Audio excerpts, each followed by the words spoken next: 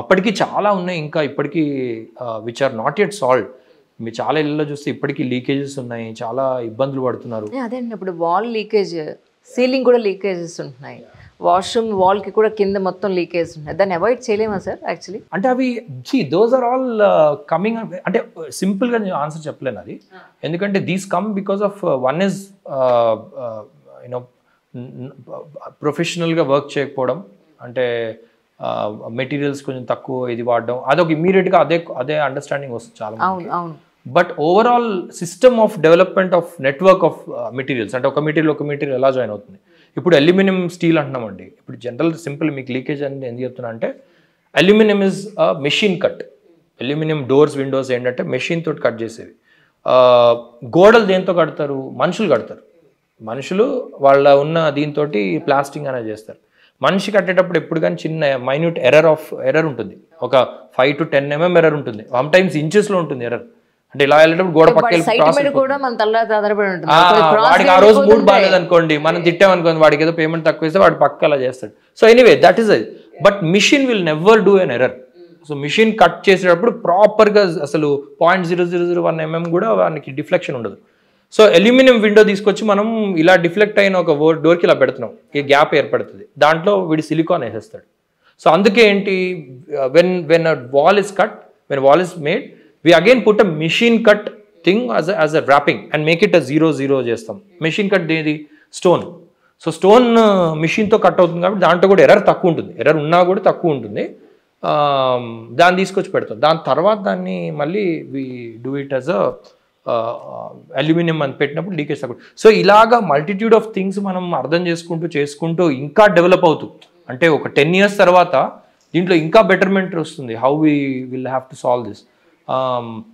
So అవన్నీ these are the things. So leakages in bathrooms లేదా అపార్ట్మెంట్స్లో leakages come due to various things. Like ఇందాక చెప్పినట్టు ఆడు మొత్తం స్టోన్ పట్టి ఏడు తీసుకొచ్చి మనకు మాత్రం UPVC Windows one of the best companies నుంచి పెట్టామంటాడు. బట్ వచ్చి అది దేనికి అనుకుంటుంది, లీకేజ్ అయితే అవుతుంది. గాలి విపరీతంగా వస్తుంది, హై రైజెస్ అయిపోయినాయి. So air wind is not studied well. So ఆ విండ్ లోపలికి వచ్చేటప్పటికి వర్షం పడినప్పుడు ఇట్ కైండ్ ఆఫ్ బ్యాటర్స్, ఎండ ఎక్కువ తగులుతుంది, సో వెదరింగ్ అవుతుంది. ఇవన్నిటి మూలాన there is lot of issues. ఇప్పుడు ఓన్లీ పైన మీరు సిమెంట్ బ్లాక్స్ వేశారు, పైన కాదు, పైన is normal concrete ceiling, concrete ceiling కదా. సో దానికి ఇప్పుడు దీనికి ఇది ఒక్కటే వేశారు, పెద్దగా ఏం దీని మీద మళ్ళీ వాటర్ ప్రూఫ్ చేయడం ఇలాంటిది ఏం చేయాల?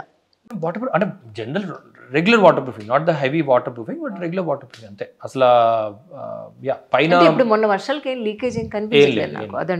All the patches that you see and my dad kind of says, అరే అవన్నీ అంటే నేను నా క్లయింట్ ఇంట్లో చేసినప్పుడు క్లయింట్ నాకు ఇలా కనపడాలని కనబడి చెప్పి నేను నా ఇల్లు చేసినప్పుడు కూడా ఇలా కనపడి నాకు అది ఆర్ట్ ఫామ్ లా కనిపిస్తుంది అన్న. అది చూస్తే నాకు ఒక ఆలోచన వస్తుంది. So I want to keep it like that. Maybe over years I'll try to change it, but let it be. I want to look at it.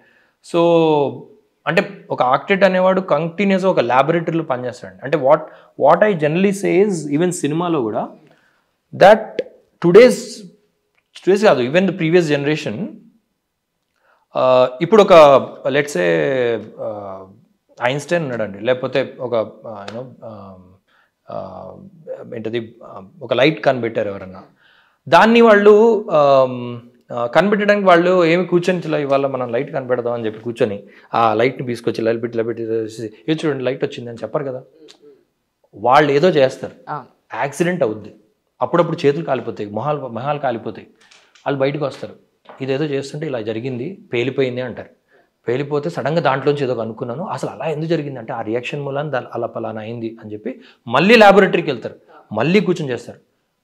Now imagine that laboratory filled with people. అవును, అందరూ రోజు కూర్చొని ఇలా చూస్తూ ఉన్నారు అనుకోండి, వాడు ఏ experiment చేయలేడు. అవును, true. Failing in experiments is one of the gift that you can give your self. Fail అవ్వడం అనేది అద్భుతమైన ఒక wonderful thing that I have at least realized in my life. Keep on failing so that you understand what. సో మనం ఎదుటివాడి కంటే మనం ముందుకు ఎప్పుడు వెళ్తామంటే in your competition only when your failures are more, not with your successes. Actually failure ఎక్కువ అవుతా ఉంటే మనం వాడికంటే ఎక్కువ నేర్చుకున్నాం. Over 10 years what happens is you would have never experimented, so వాడికి అసలు ఏం తెలియదు. మనం చాలా విషయాలు ఎక్స్పెరిమెంట్ చేస్తుంటాం సడన్గా. So that happened in my life many times. So మనం చేయడం చేస్తూ ఆ టైంకి ఏదో వీడేదో ఎక్స్పెరిమెంట్ చేస్తూ వీడేదో ఫెయిల్ అవుతున్నట్టు అనిపిస్తుంది. కానీ over a period of a decade or something suddenly people see that how did you do that అసలు అదంటే అప్పుడు చేసేటప్పుడు అలా అయింది, పలానా అయింది. So even politicians if you see how they experiment with people's minds, how they can provide certain things. So everyone అది నాకు కూడా నా లైఫ్లో చాలా హెల్ప్ అయింది.